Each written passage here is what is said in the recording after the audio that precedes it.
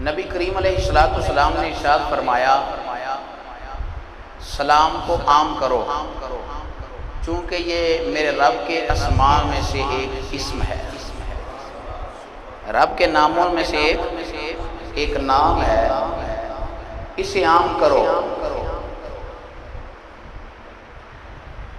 سرکار دو عالم علیہ السلام کی تعلیمات میں سے یہ تعلیم ہے ہمیں کہ فرمایا اس وقت تک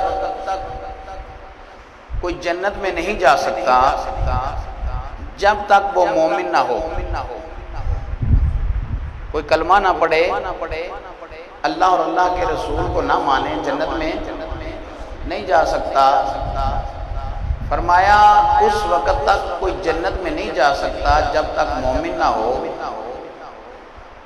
اور فرمایا کامل مومن وہ ہے، کامل مومن جو ایک دوسرے کو سلام کرتا ہے۔ کامل مومن کون ہے؟ جو ایک دوسرے کو سلام کرتا ہے۔ آج ہمارا حال یہ ہے، یہ بھی ایک تکبر کی علامت ہے کہ جو بہت بڑا جاگیردار ہے، وڈیرا ہے، پیسے والا ہے، سونا چاندی اور جواہرات اور فیکٹریاں رکھتا ہے، وہ چھوٹے کو سلام کرنا جرم سمجھتا ہے کہ میں اسے سلام کروں، حالانکہ شریعت مصطفیٰ میں ہے صلی اللہ علیہ وسلم کہ جو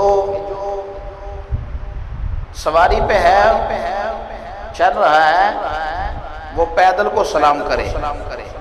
کیسا اسلام ہے یار، کیسا دین ہے!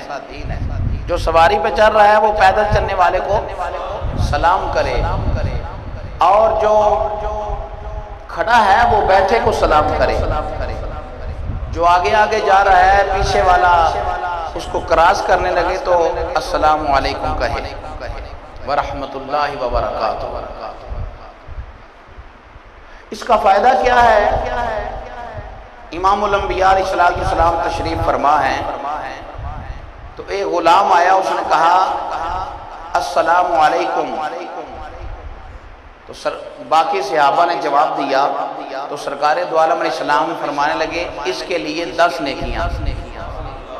دوسرا غلام آیا، اس نے کہا السلام علیکم ورحمۃ اللہ، باقی صحابہ نے جواب دیا، تو سرکار دو عالم علیہ السلام فرمانے لگے اس کے لیے 20 نیکیاں۔ ایک اور غلام آیا، اس نے کہا السلام علیکم ورحمۃ اللہ وبرکاتہ۔